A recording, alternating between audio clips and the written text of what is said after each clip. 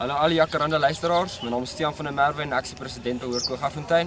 Ons hier by Hoërskool Garsfontein het gehoor van die Make My Matric Farewell Famous en ons as die skool is reg om die taak aan te pak. Marielle sal verder vir julle verduidelik wat dit als behels.